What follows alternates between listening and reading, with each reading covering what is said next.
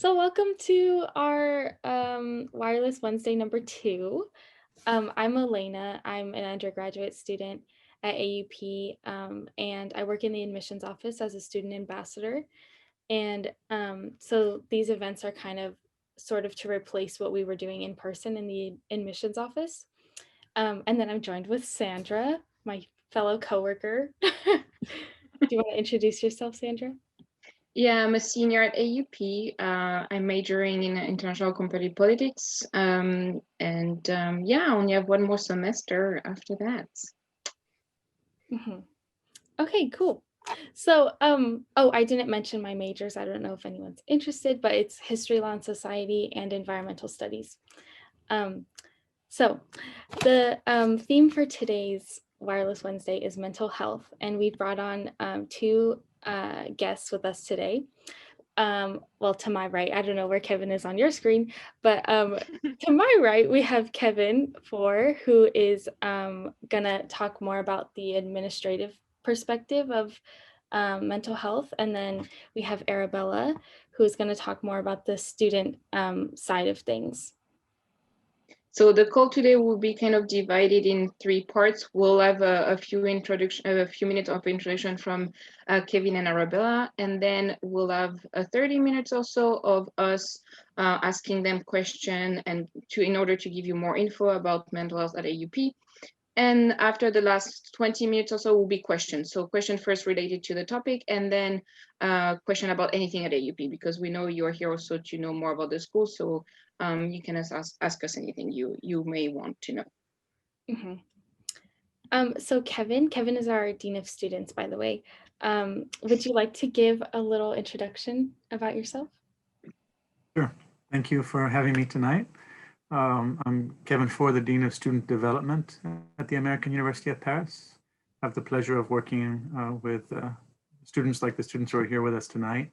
The student development team encompasses a number of different services that include student leadership, cultural program, we have a sports office, a student development help desk, just to assist students with daily life matters. And we also have a counseling unit and a health office. So the idea is that mental health for us is a big part of student life. In order to succeed academically, you have to be able to balance your academics with your health and your wellness. And when we're talking about health and wellness, we're talking about both physical health and mental health. So we'll get more into how we provide services around health and mental health. But it's my pleasure to be the dean. I've worked at AUP for over 15 years. And what I enjoy the most is the contact with the students. And so I get to work with students around lots of different projects. And also I work with students when they're struggling, when they have maybe either problems with academics or there's something going on in their life. And so it's very much about talking about getting that balance right. And many people on my team are there to help with it. And I think we're going to talk a bit about that in this session. Thank you for that introduction. Arabella, would you also like to introduce yourself? Yeah, I'm Arabella. I am in my second year at AUP, and I am double majoring also in history, law, and society and in fine arts. I mainly deal with one club called Take Care Club, which we'll talk about a little bit later. And yeah, I'm having a blast, I guess, here at AUP and all that stuff. And I love like all the teachers, all the staff, and it's just one big family, honestly. Which means that we fight sometimes too. We don't always get along. Yeah, like all families. It's a family. That's very true. All right, so why about digging into the subject? So we'll start with you, Kevin, because you're kind of like the head here. You know more than we do. We have the student side, but you have the actual like core side of AUP. Why is mental health so important for AUP? Why do you you care so much about us having a good mental health? You already mentioned it a little bit, but if you can develop that a little bit more, that'll be great. Well, it's not just important at AUP, it's really important everywhere. And I think that there are people who are more or less comfortable talking about mental health. And what I've appreciated over the past few years in particular is that I think that the conversation about mental health is becoming more comfortable for people.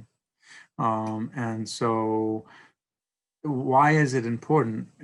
It's important, just like physical health. I mean, it's obvious to people that if you break your leg, for example, that you need to see a doctor, that you're going to probably need some accommodations to get through a certain period of time, and that you have to pay attention to your physical health. You know, you can't just ignore the fact that you have a broken leg.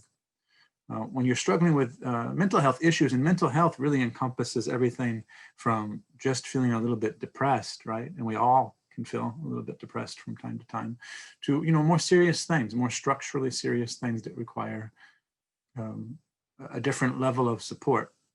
So when you're not feeling well mentally, you want to take time to address that, and you want to be able to talk to people about that, and you want to make time in your routine for that. We really believe that at AUP, and we really dedicate a number of resources so that students, well, first of all, just to promote awareness around mental health. So we have students coming from all over the world, lots of different cultures, and depending on the culture you're coming from, depending on the family you're coming from, you may be more or less comfortable addressing your own mental health or talking about that topic. And so one of the things we do is try to raise awareness around mental health, remind students of the many resources that we have available, and we'll talk more about that, but we're very lucky to be in Paris because we're able to tap into the Parisian network of medical specialists, and we have excellent health coverage that we'll come back to. And so just, it's an ongoing conversation about balancing your academic success, because after all, if you're a student at AUP, you're here to earn a degree. And so academics are obviously a priority, but not forgetting that your own physical and mental health are also priorities. And I think sometimes, especially in the first semester of college, the health piece can fall to the side.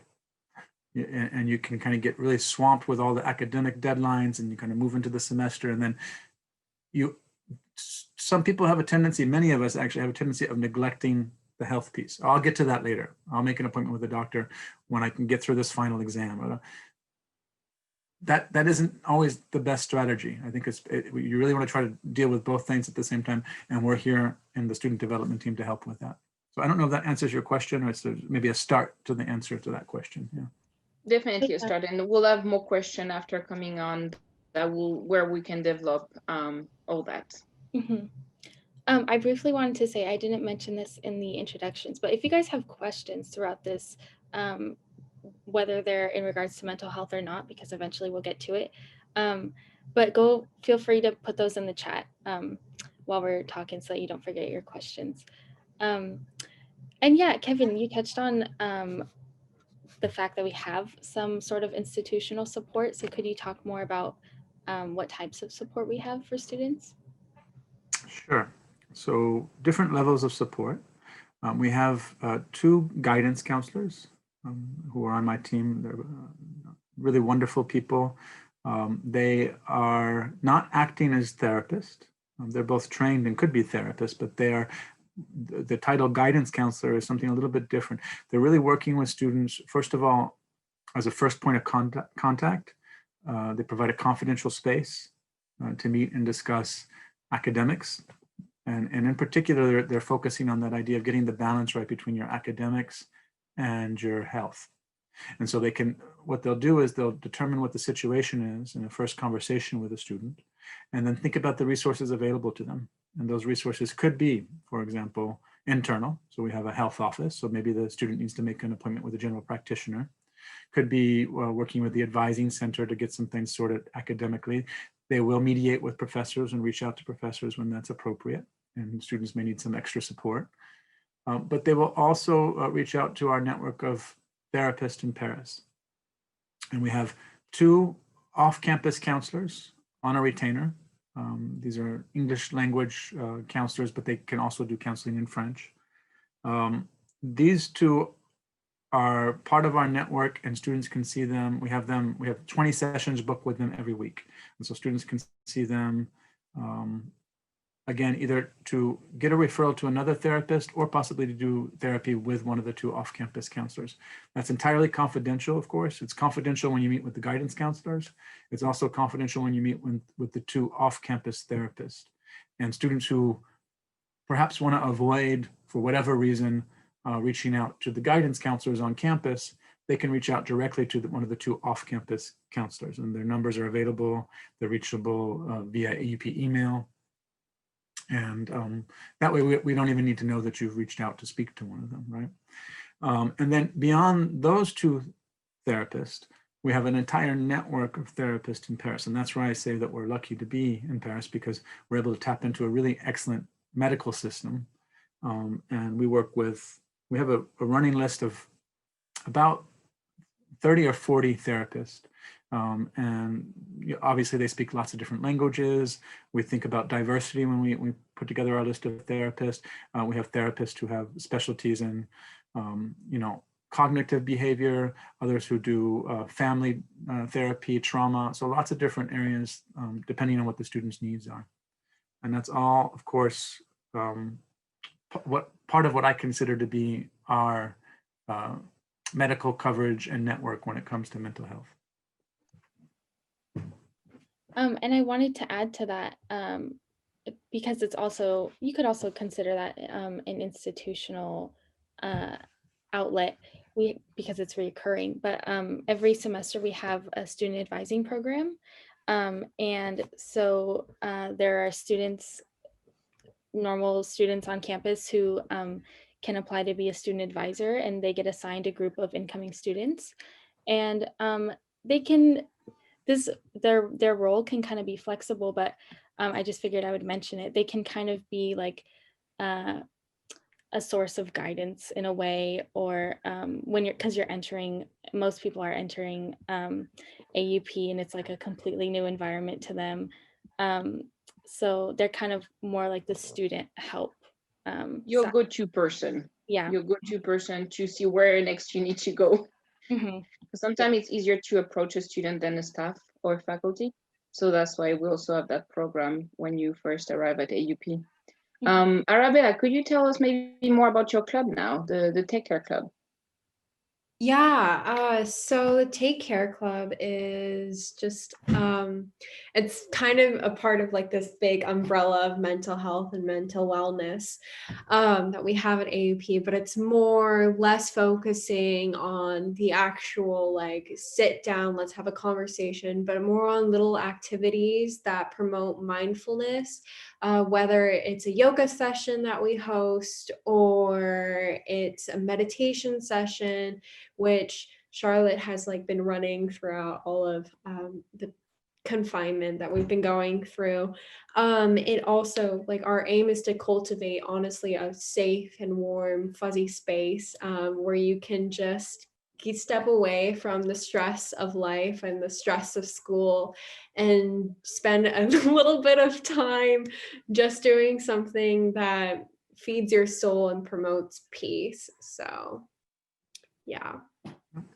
What made you, can I ask what inspired you to start that club? So actually, it's a really funny story. I personally did not start this club. It was one of my dear friends who ended up leaving, who passed it on to my best friend, who also ended up leaving, and they didn't come back. And I was like, oh, wait, I want to do this. And so I called them both and I was like, I'm doing this. Can you like tell me who to talk to? And I reached out to Charlotte and she was like, yes. And so then it kind of rummaged and we have been working on trying to get it all back up and running. But it just kind of started because we saw that there was a space that was needed to just kind of have a break from, I don't want to say a break from life, but like a break from the busyness of around, like that's around you, and just, take 5 seconds to do something little. Arabella, you mentioned confinement. Kevin, could you maybe talk about what we've put in place since confinement started, like the pods and things like that, which is not like therapy or anything like that, but it still can be of help during that time. I know Alayna and I a part of it as a different level. I joined the drop-in session, and then I have a more like weekly meeting one. But can you tell us more about those?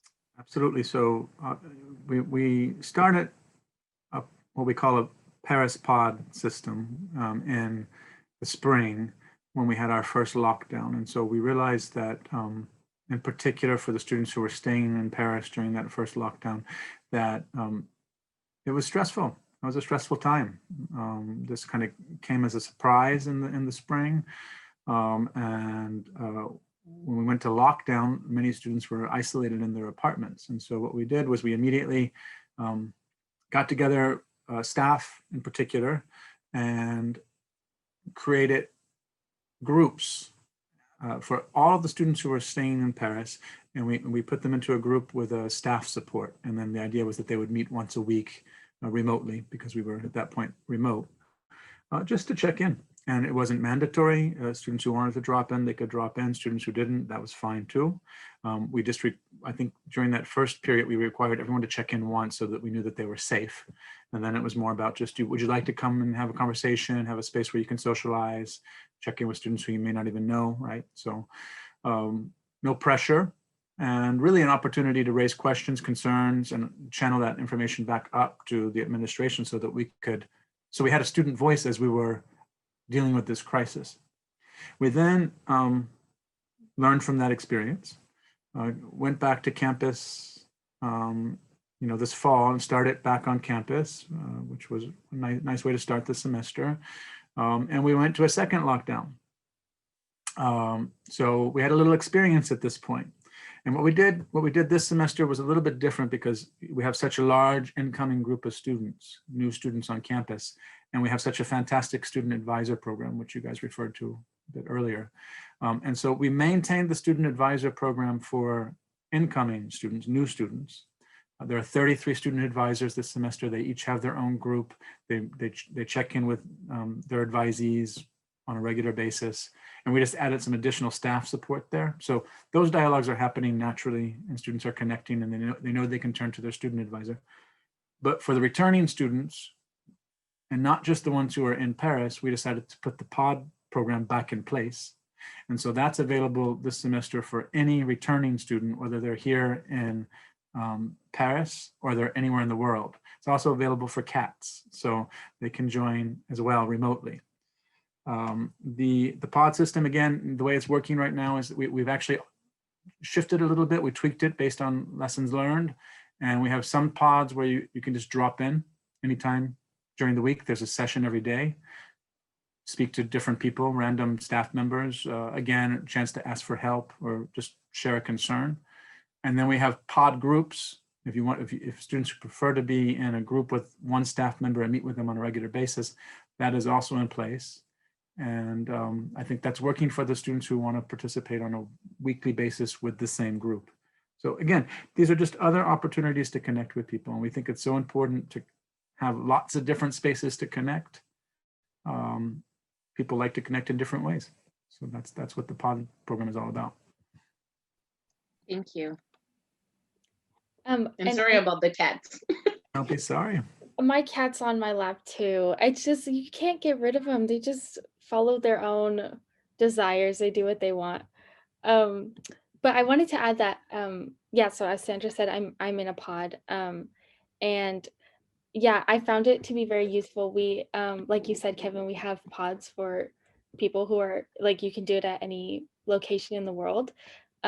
Luckily, I got paired with, well, not luckily, it was organized, but I got paired with someone who's in the US, because that's where I'm at right now. And yeah, it's just been a great resource to have, especially going through the transition of being in Paris and then deciding to come home for a bit. So yeah, I definitely, the pods are a great resource to have. And Kevin, you mentioned earlier, but I kind of want to return to that,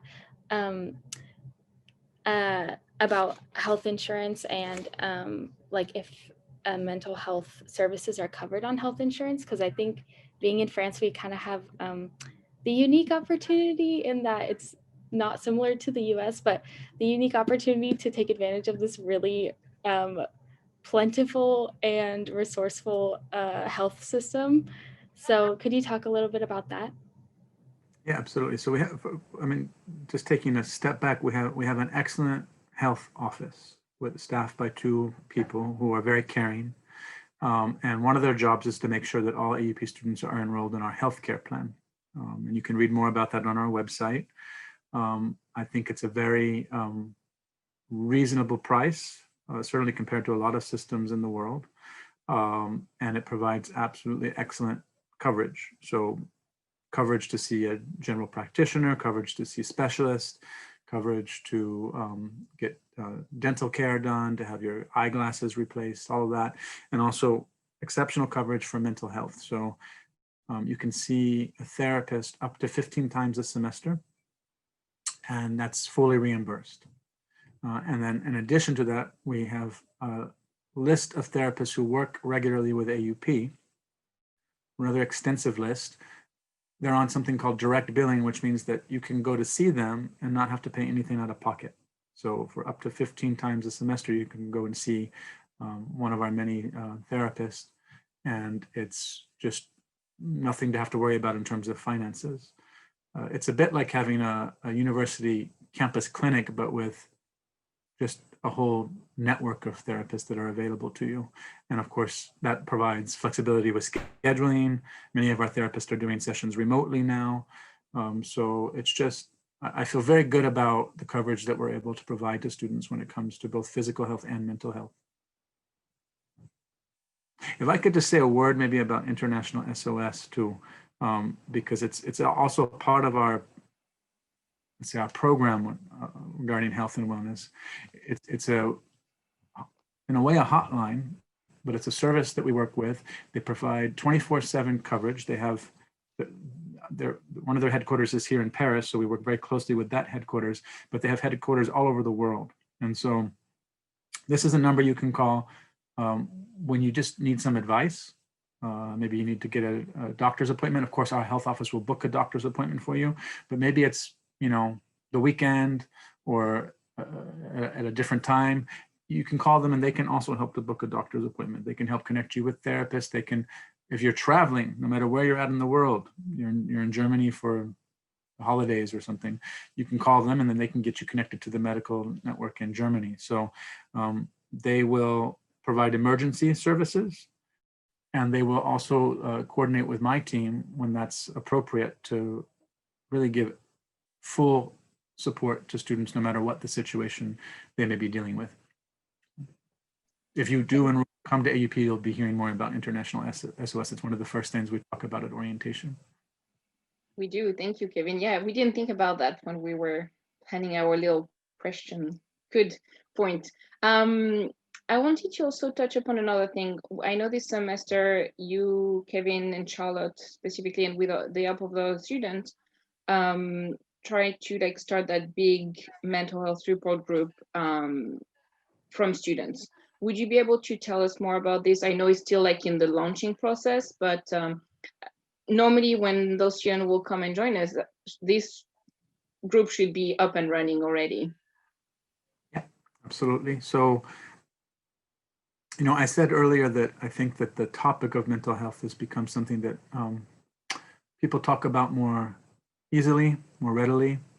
It's something that incoming students, I think, very often understand is important, and they've integrated that into their routine. And what we haven't had at AUP, I mean, we certainly have had it through things like the student advising group and through other, we have other kind of mentoring programs set up, clubs.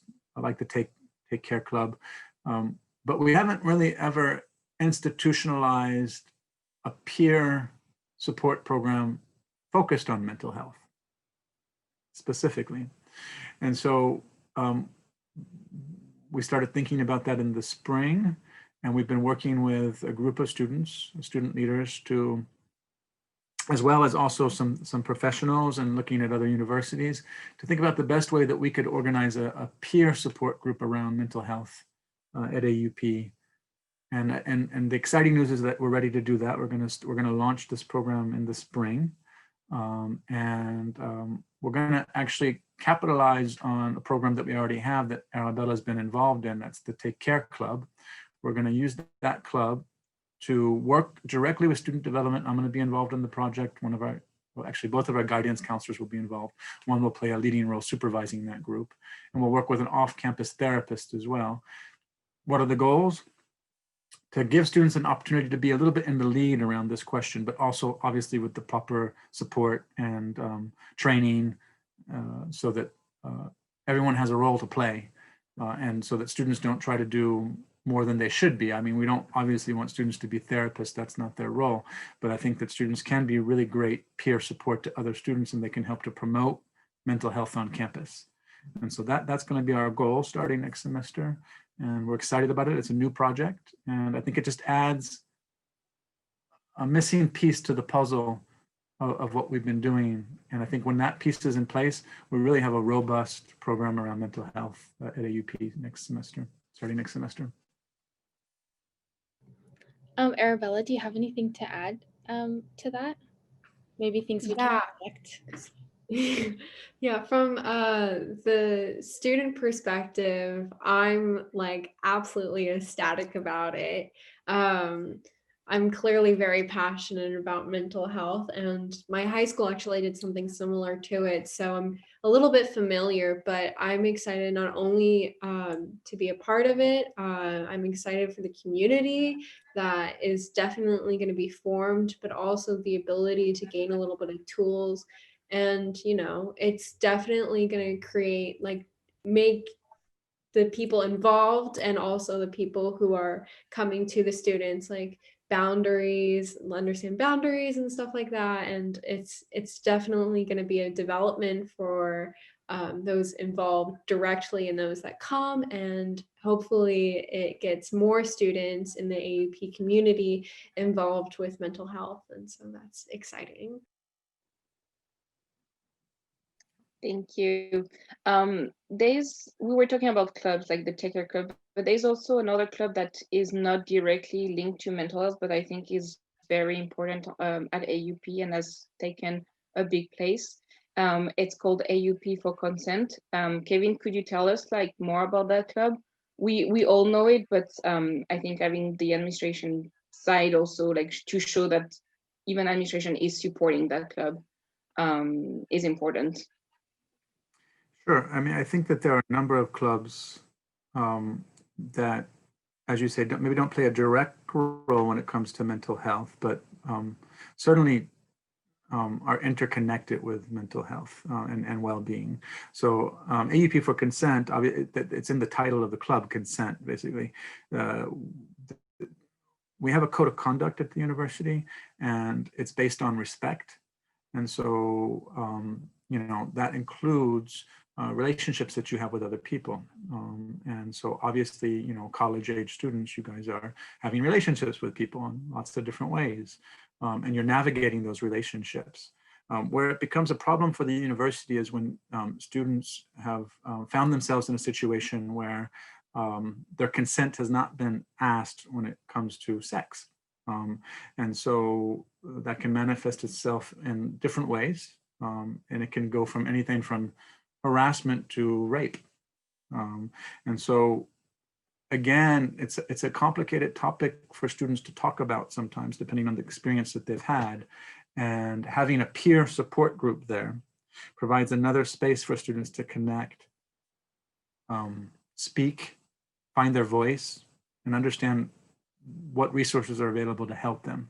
So that group is one that's supervised, advised, mentored by a colleague of mine in the guidance counseling office. We also have an outside therapist that works with that group in order to give them training and ensure that they're there to provide the proper support and respect the boundaries of their role as a student.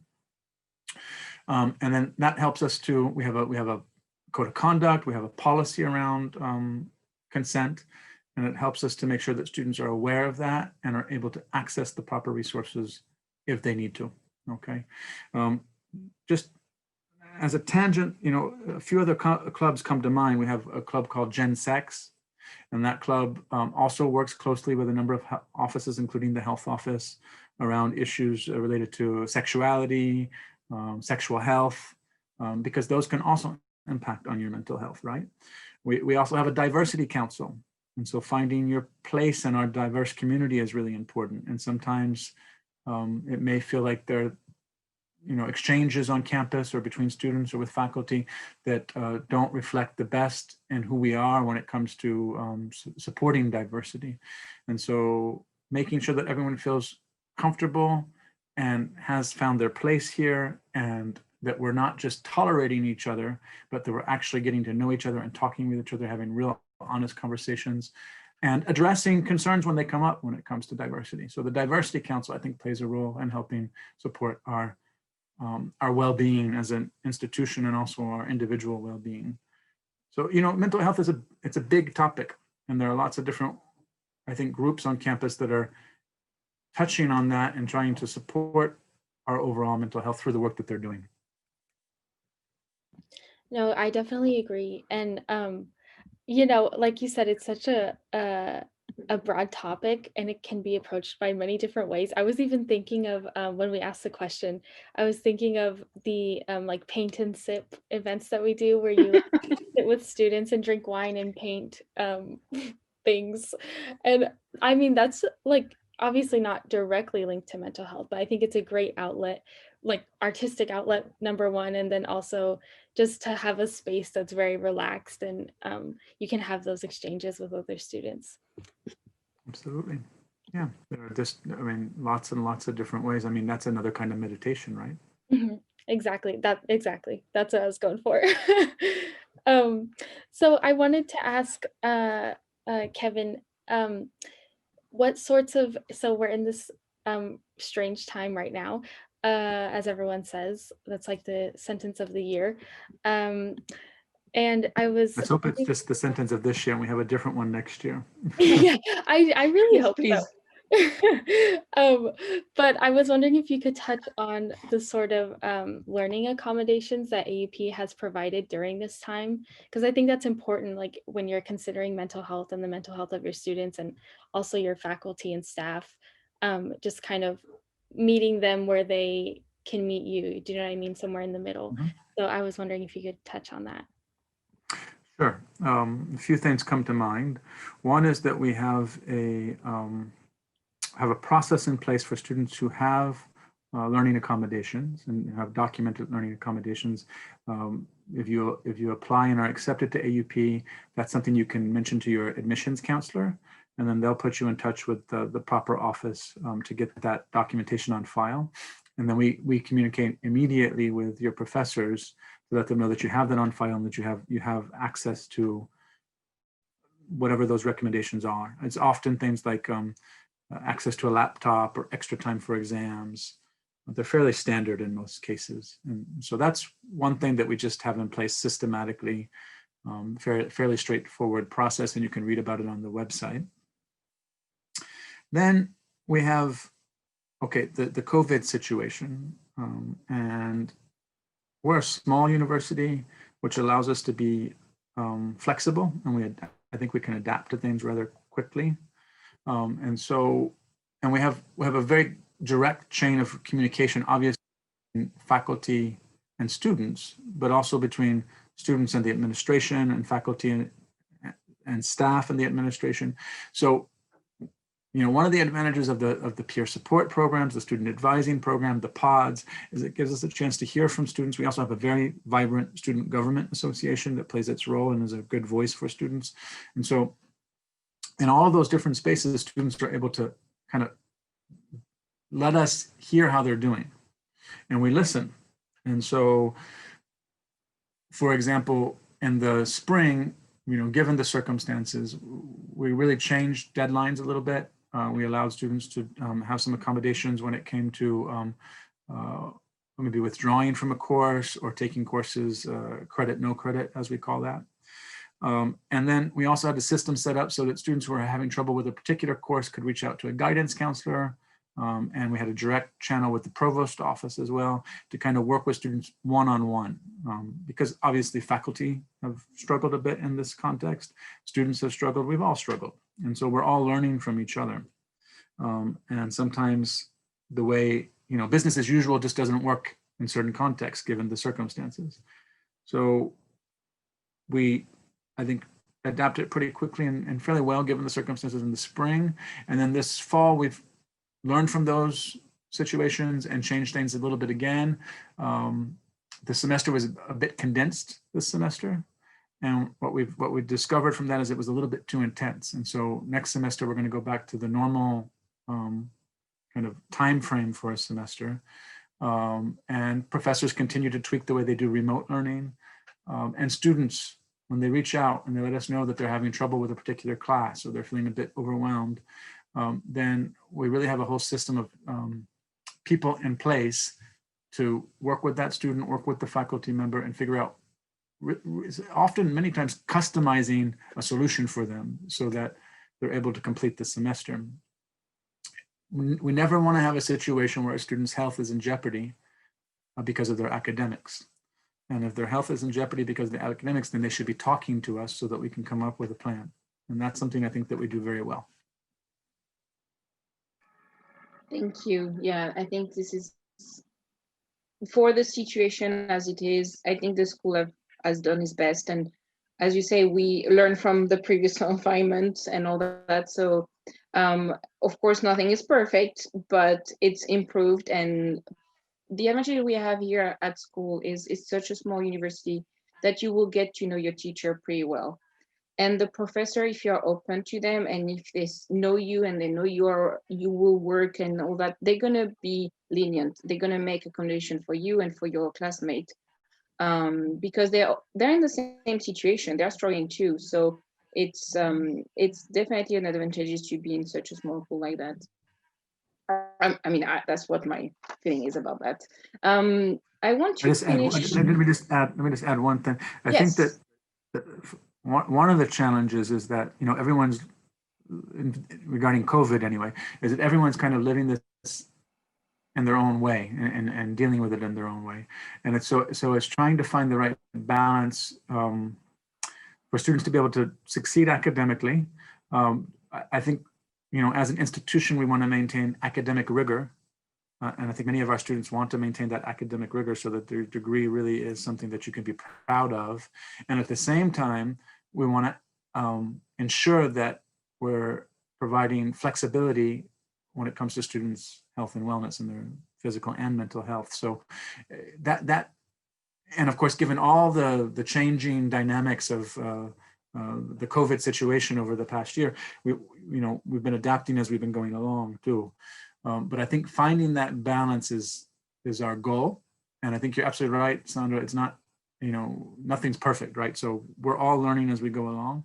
But one of the things I really enjoy here is that I think we have a good system set up for dialogue and to learn from each other. And we've made it this far, and I think I'm hopeful that next semester will be even better. We'll be champion at it.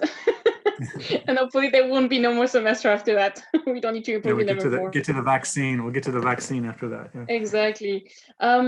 So I would like us to finish on one question, because we've been talking about mental health, but we referred to a couple of times to that physical health that can help also your mental health. So I would like to, maybe Arabella, you can talk about, you were talking about the wellness room and things like that. Maybe you can develop on that, because we have a yoga session being put in place and all those things, and those can be very beneficial to our mental health. Yeah, well, first of all, with clubs, we have a very wide range of physical sports that you can participate in if you want to. But this, during Confinement and like all this kind of craziness, there is an opportunity to go to yoga sessions on some Wednesdays.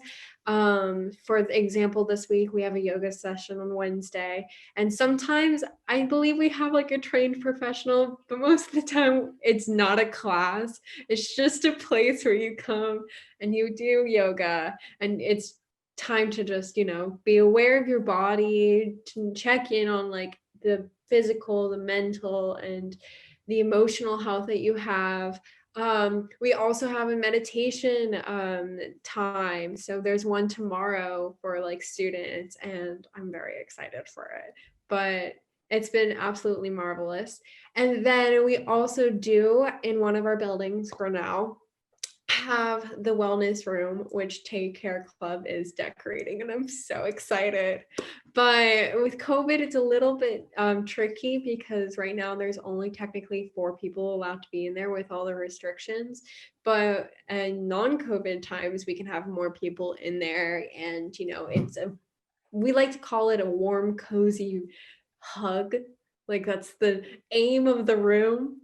And it's just to provide a space for your surrounding that allows you to just pause and breathe, because your surrounding really does like impact the way that you work, the way that you think, the way that you feel. Like I know when my apartment is messy, I'm frazzled, but when it's all nice and like organized mess that it is, it feels a lot better. So we have plenty of opportunities. And if you guys come and you think, oh, wait, there's something I want to add, AUP is built to support students and cultivate and nourish ideas that they have, which I love.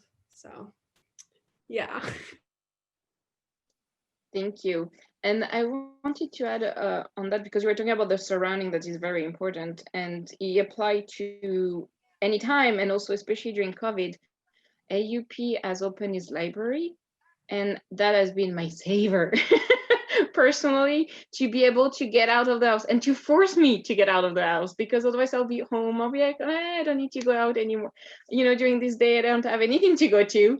At least having the opportunity to go like for 2 hours on campus, and even being able to like extend for another 2 hours and just sit at the library. I have a good internet and I have the books I need, printer and whatnot, has been very helpful, like for my own state of mind. And so I very thank very much the librarian for taking upon them to open that space, because that was definitely a big help compared to last semester, where we couldn't have access at all. That made a big change to me. Yeah, and the beauty with the library too is like the room, like the floors that are open right now, you overlook the Seine. So I'm from a very mountainous, nature-filled region, and to be able to see something that's not man-made is beautiful and so refreshing, and you don't realize how much you miss it until you're stuck in an apartment. So it's the beauty of our library that you have the ability to have this stunning view, and then you realize, oh my gosh, I'm in Paris while you're studying. And on the other side of the building, you have the beautiful roof garden. So you're a winner no matter what side you sit on. So that's it for our question. But you guys, now the floor is to you. Don't hesitate, like ask whatever question. If there's some related to health, mental health, will open with those. But then any other question you may have to us as student, or even to Kevin as the Dean of Student, please don't hesitate. I don't know if you can raise hand, do whatever signal you need to do, and shout those questions, and we'll answer them with pleasure.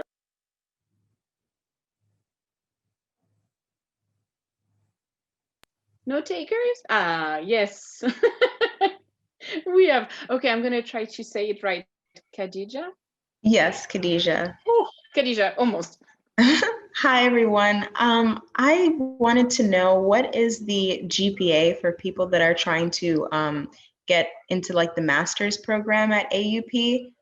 Because I looked at the website, and I know that the school that I go to is not a partner university with AUP, so I was kind of confused as to what the GPA or like the requirements for that for the school is. I personally do not know. If Kevin knows, that it will answer. Otherwise, if none of us know, there's an email you can send an email to. It's called admission@aup.edu, and they will be able to give you all those information. I don't know if Kevin has some of those already, but personally, I don't. Okay. Yeah, I'm on the student development team. So I have the pleasure of just getting to meet you once you've been accepted. I don't know what they do on the other side. Okay. But I Thank also you. wanted to add really quick, if you've already applied to AUP, you should have an admissions counselor that's specifically assigned to you based on your location in the world. And they would also be a great person to reach out to. Okay. Yeah, I hope that helps. Thank you. Yes, it does. Can I ask one more question? Yes, go ahead. Go ahead. Go for it. Okay. For like the students that are actually attending AUP, how rigorous would you say your schedule is? Because I know here in the United States, we do like 12 credits and that's like a full-time student. So I'm not too familiar how like the French system works. Actually, it's in the American system. So we use the same like idea of credits and things like that. So our full-time classes are 4 credits 12 or each, sorry. 16. Yeah. So wait, what did I say? Our full-time class? No, sorry. What? Each class is worth or each like full-time class is worth 4 credits. And you Okay. usually take, in order to be a full-time student, you usually take 16 credits in a semester. So 4 credits. But if you have Okay. 12 credits, you'll also be considered as full-time. Okay. So master's degree take how long? And the beauty also with AUP is you can definitely like, you know, design your schedule and stuff like that. But if you want something more rigorous, you can seek that out and it's there. If you want something that, you know, is like allows you to have a job or something else, there's also courses that, you know, it depends on like how much you want to get out of AUP, like you can get. But you'll be a master student, right? Yes. So for masters, you have a little less flexibility, we'll say, because it depends on the program you do. There are some program I know, like some politic program that are 3 semesters, but they're like pretty fine. So you have to take certain class in order to be able to do the practicum and things like that. So depending on the program, it might be a little less flexible Okay. than us for undergrads, because for we have 4 years to take our classes. You have Right. 1 or 2 years depending on which program you do. So that's why you have a little less leniency in what you can take. Okay. Thank you guys so much. Well, that's one more. Hello? I think Oh, sorry, my dad. Yeah, I'm the father here. What is the degree you guys are well known for? Like when you go to University of Pennsylvania or somewhere, they'll tell you they're more into economics. And I wanted to know what is the degree you guys are more well known for? Yeah, I think Kevin? that's a good question. I think it's kind of what's the word? Not peculiar, but I think it's kind of hard to identify one major that we're known for, because it is such a diverse community that's coming to AUP. There's kind of interests that are widespread. But if a major is coming to mind that you're thinking of, Arabella and Sandra and even Kevin, I'd love to hear your thoughts. I'll definitely turn to Kevin on this one. Okay. Well, I mean, I think so. First of all, we're talking about there's an undergraduate experience, and the undergraduate is the classic liberal arts, American University of Liberal Arts experience. But I think we have a good kind of mix of theory and hands-on learning. And so, you know, some of our largest majors include business and finance, communications, the comparative literature department. And so students come for all different reasons when we're talking about undergraduate. We have a good journalism, a small but good journalism program. And the nice thing about the undergraduate liberal arts model is that they come in oftentimes not entirely sure what they want to study. And it's after 1 or 2 years that they figure out that maybe they thought they wanted to be a business major, but they're actually going to major in art history. Obviously, we have a good art history department because of the Paris location. When it comes to the graduate programs, we have a very strong communications program. It's called MAGIC. And many of our students enjoy learning about branding, and there's a journalism aspect to that. There's a fashion aspect to that. We really capitalize on the idea that we're in Paris and in the heart of Europe. But we also have a good diplomacy program, and there's a law component to that as well. Students can study in The Hague at the same time that they study at AUP. We have a program called the École de Guerre, where we're working very closely with the French military.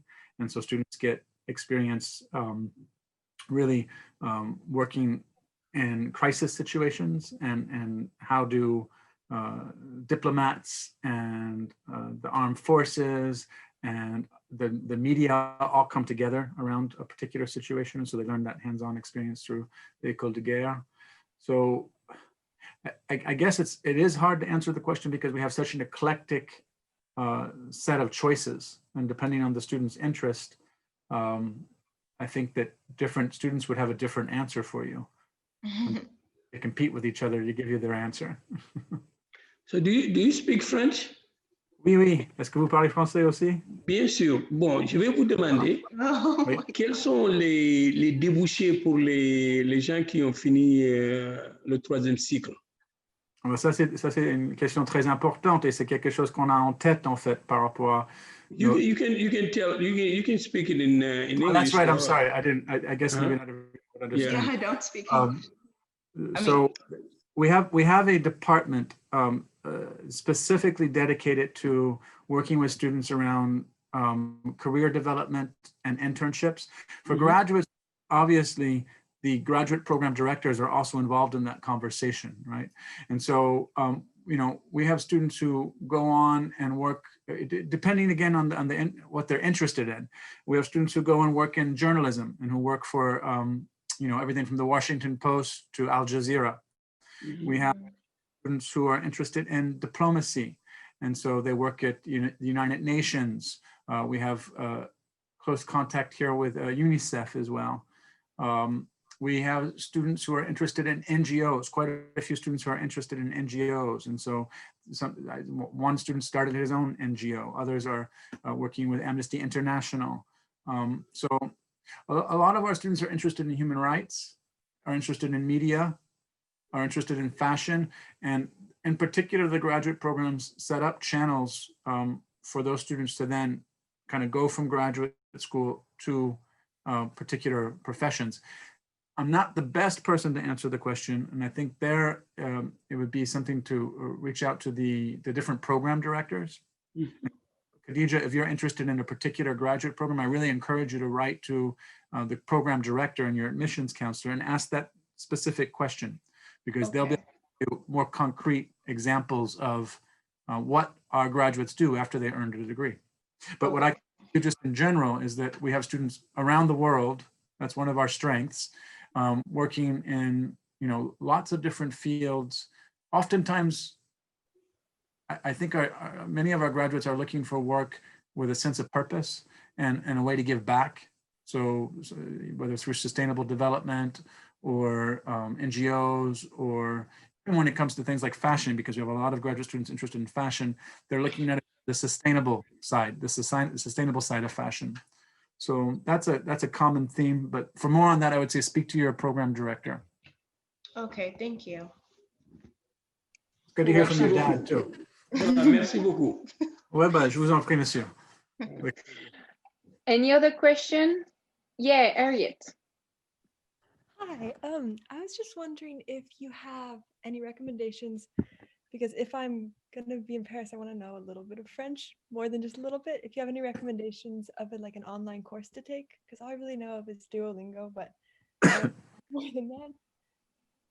Well, when you come to AUP, you will take French classes at AUP, and then you also have a tutor. I'm the tutor for those classes. So you can also get help on the outside class this way.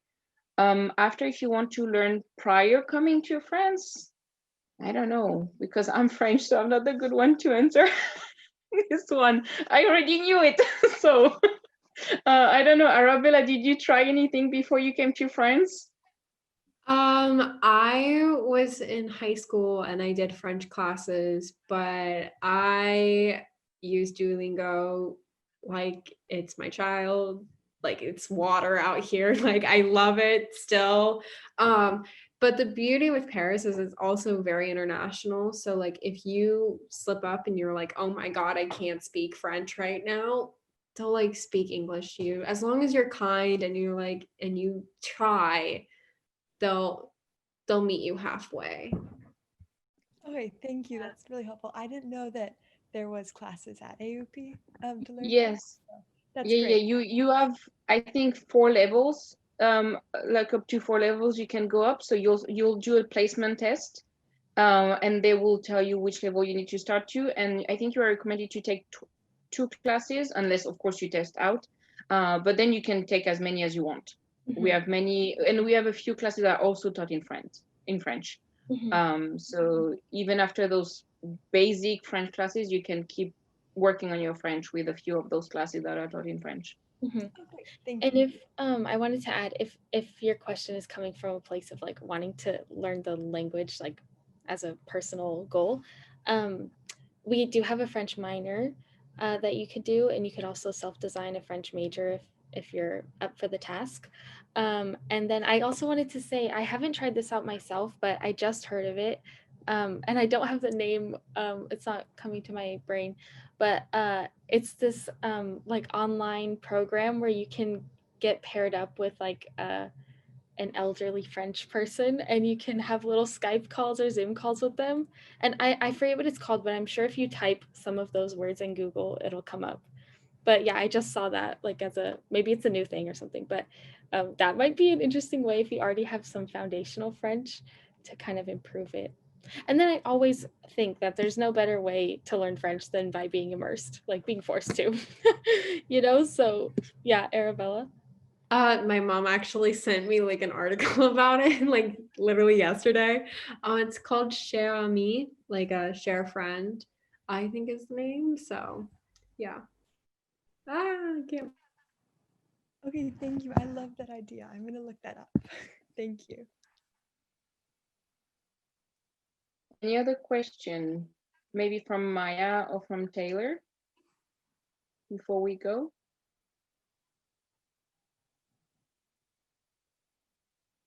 Taylor, yes. Hi. First of all, I want to say that I really appreciate that you guys emphasize the importance of mental health, and because that's something that's really important to me in my college search. And my question is, when looking for a student, like when you're reviewing their like application stuff, like what are some things that you're looking for? I'm glad you asked this question because next week we're actually going to have on 2 people from our admissions office. One of them, let me look at his title. He's president and director of enrollment management. His name is Tim, and then the other one is the director of financial aid. So you will like, even if you can't come to the live event and you watch the recorded one, they'll probably most likely answer some of those questions. And that would also be a great place to ask them those questions. Because I think, Kevin, you probably agree on our end, like that's not our specialty. That's not where our responsibilities lie. So I don't want to give you any bad answers, you know? I know something though that is always good to share, and I know the school appreciate, is showing your involvement outside classroom. That is something definitely that I wrote in my essay, and is something that they like to have students that are involved and not just in classrooms. I don't know if that will make the difference. Don't take me, don't take that word for that. But if you can show you are involved, you are a part of clubs, or you do volunteerings and all this, please share them in your essay because they are definitely will appreciate that. And your thought, Sandra, made me think of one more thing. Obviously, don't take this as like full truth, but I'm with a grain of salt is what I mean. But at our university, we have a big emphasis on this. It's like this image that we call the global explorer. And so that can really mean whatever it means to you. It doesn't necessarily have to mean that you're someone who sits in airplanes and travels a lot. Because I sure wasn't that person before I came to AUP. But if you can emphasize how you're a global explorer in your essay, I think that would earn you some points. Definitely. Thank you. Welcome. To add on the global explorer, I remember Celeste, our president, was talking about it one time, and she mentioned how there was this one student who never left his small hometown, and ended up coming to AUP, but his like essay or something was about like wanting to leave, or like the opportunity that, you know, the world has. And like by staying in a small town, he realized, oh wait, there's more, or something along those lines. So I have a question Yes, about Maya. the like admissions side of things. So I'm French, but I don't like, I live abroad and I go to an American school.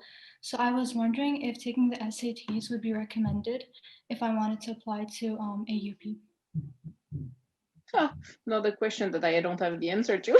Yeah, I'm not 100% sure, but I'm trying to recall from my experience, which might be a bit outdated, but I do believe that it was optional. I feel like I'm pretty sure I remember the SAT being optional. Because for me, I'm French, so I studied in high school. I didn't do, I mean, I studied in France, and I just started my undergrad abroad, but I know ACTs was not a thing that I needed, but maybe it's different because I was a transfer, so I don't know if that's helping. Did you say ACT or SAT? Oh, sorry, whatever. Wait, Well, it's kind of the same. I think because we have students from all over the world, again, coming from different systems, that's another good question to ask your admissions counselor, because it's much about your nationality as where you're actually in school right now. And so I would say just double check that with an admissions counselor. Okay, thank you. I'm putting in the chat right now the email. If you don't have already a point of contact within AUP, you have the general email, which is admission@aup.edu. So I'm going to write that down like that. You feel free to send emails to that email.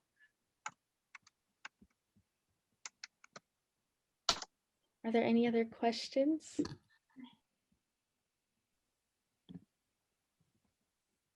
I think we're good. I think so. Okay, great. Well, thank you so much, everyone, for joining us. Thank you, Arabella, for taking the time. Thank you, Kevin, for taking the time as well and sharing your experience with us. And so again, if you have any question, please email admission@aup.edu, or if you already have a counselor, email them directly. And as Alayna mentioned, next week it will be the last of the semester, and with us we'll have Randy Wiener, the Director of Financial Aid, and Tim Roger, the Vice President of, I don't remember what. The whole title is too long. Director of Enrollment was the other part. Oh, it was not that long. I don't know why I don't remember it. It is. If he's not watching this, Sandra, he's gonna be vexed that you remember his title. I know he's gonna be like, you, Sandra, you are fired. Oh man.